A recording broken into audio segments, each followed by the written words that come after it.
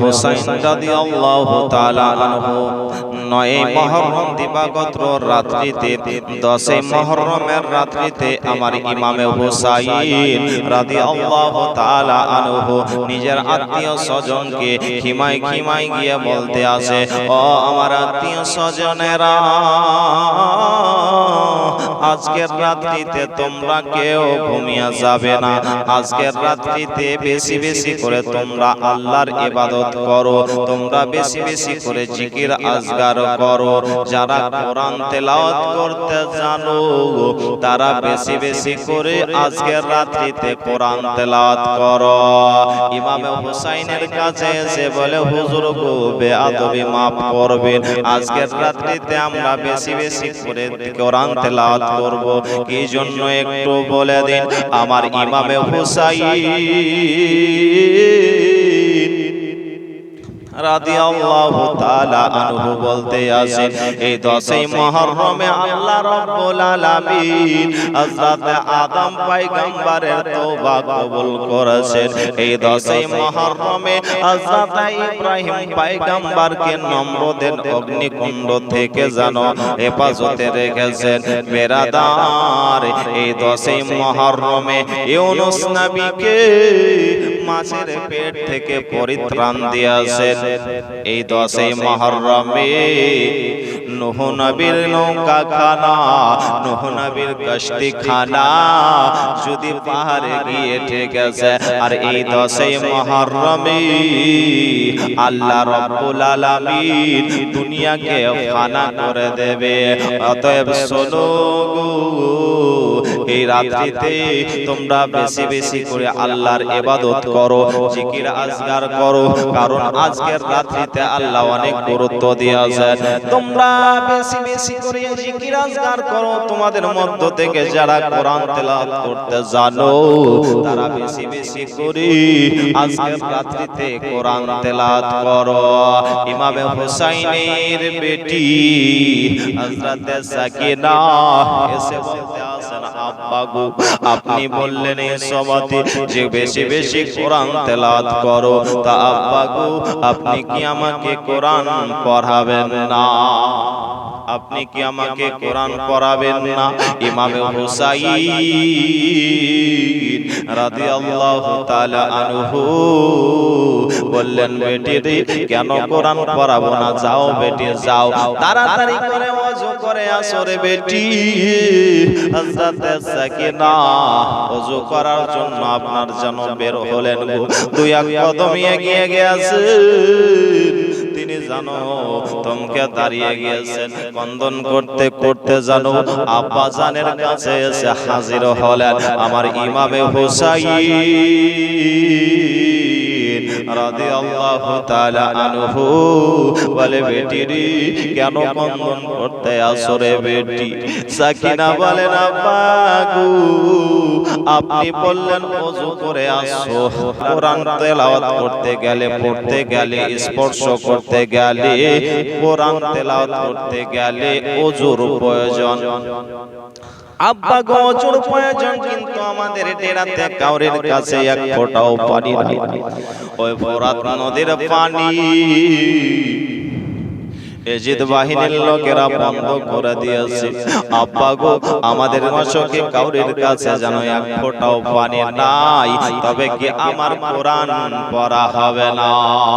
আমার ইমামে হুসাইন রাদিয়াল্লাহু তাআলা আনহু বললেন, বেটি রে, নবীর এটাও ফরমান রয়েছে যে কোন জায়গায় যদি পানি না পাওয়া যায় রে বেটি, তাহলে তায়াম্মুম করে, মাটিতে হাত মেরে তায়াম্মুম করে কোরআন পড়া যায়, কোরআন স্পর্শ করা যায় এবং নামাজও আদায় করা যায়। যাও বেটি, তায়াম্মুম করে আসো। হযরত সাকিনা তিনি তায়াম্মুম করে কোরআন শরীফ নিয়ে এসে আব্বা জানের কাছে হাজির। ইমাম হুসাইন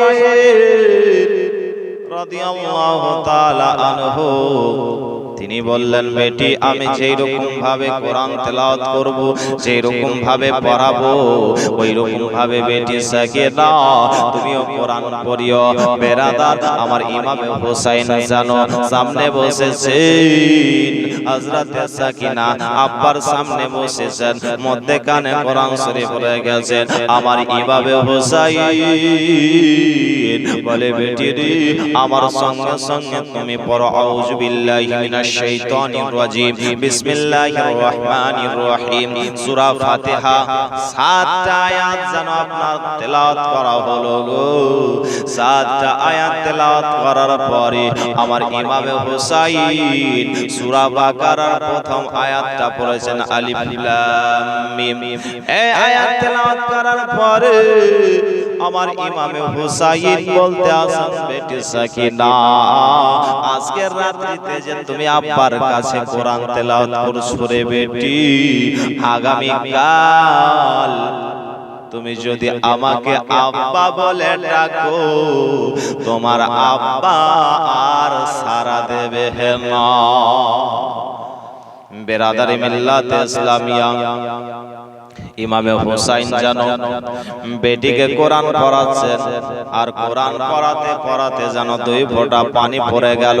হযরত সাকিনা চিন্তা করতে আছেন, এই পানি কোথা থেকে আসলো? আমাদের ডেরাতে তো কাউরের কাছে পানি নাই, আমাদের মশকে কাউরের কাছে পানি নাই। ইয়াজিদ বাহিনীর লোকেরা ফোরাত নদীর পানি জানো বন্ধ করে দিয়েছে। এই পানি আসলো কোথা থেকে? আসমান থেকে জানো পানি বর্ষণ হচ্ছে নাকি?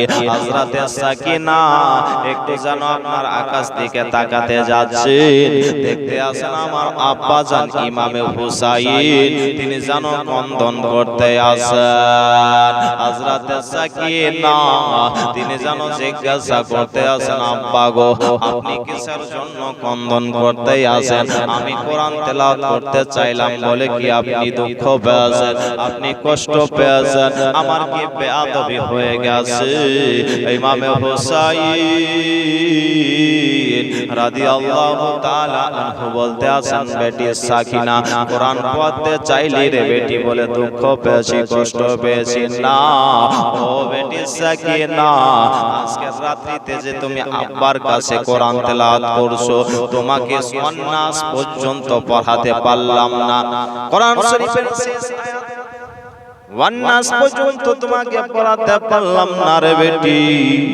আজকে আমার কাছে কোরআন তেলাওয়াত করছো, কালকে তোমার আব্বাকে আব্বা বলে যদি ডাকো, আব্বা তোমাকে সারা দেবে না। ও বিরাদারি মিল্লাত ইসলামিয়া আমার ইমাম হুসাইন বেটি সাকিনাকে জানো কোরআন পড়ালেন গো। কোরআন পড়িয়ে আপনার একটু উঠে গিয়ে একটা ডেরাতে গেলেন। ডেরাটা কার ছিল গো?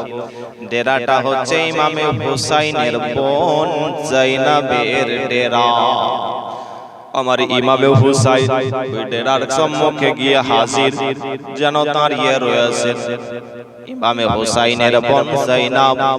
তিনি দাদাকে দেখে ডেরা থেকে জানো দাদার সম্মানে তিনি দাঁড়িয়ে গেছে। জাইনাব দাদাকে দেখে, ইমাম হুসাইন বোন জাইনাবকে তাকিয়ে তাকিয়ে দেখে, কেউ কাউকে কথা বলে না। কিছুক্ষণ পরে আমার ইমাম হুসাইন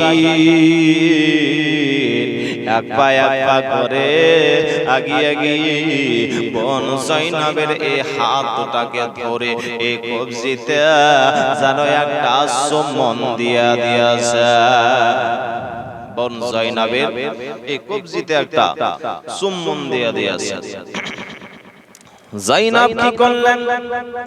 ইমাম হুসাইনের এই দাড়ি মোবারককে আপনার এইভাবে চারলেন, দাড়ি মোবারককে চেড়ে এই হুলকুমে জাইনাব জানো ইমাম হুসাইনের হুলকুমে একটা চুম্বন দিয়ে দিলেন। আবার ইমাম হুসাইন বলতে আছেন, বোন জাইনাব তুমি তো আমার কপালে চুম্বন দিতে পারতে রে বোন, তুমি হাতে চুম্বন দিতে পারতে রে বোন, তুমি আমার এই হুলকুমে সম্মান দিলে কেন? যায়েনব বলেন দাদা গো, আপনি আগে আমার এই কবজিতে আপনি সম্মান দিয়েছেন, আপনি তো আমার কপালে ঠোঁটে আপনি সম্মান দিতে পারতেন, তবে আপনি আগে আমার এই কবজিতে সম্মান দিয়েছেন কেন? একটু দয়া করে বলুন। আমার ইমামে হুসাইন রাদিয়াল্লাহু তাআলা আনহু বলতে আছেন, বোন যায়েনব, আগামীকাল 10ই মুহররম জুম্মার দিনে ওই এজিদ বাহিনীর লোকেরা ওই সীমার পাবি আমাকে শহীদ করে দেবে, আমি শহীদ হয়ে যাব।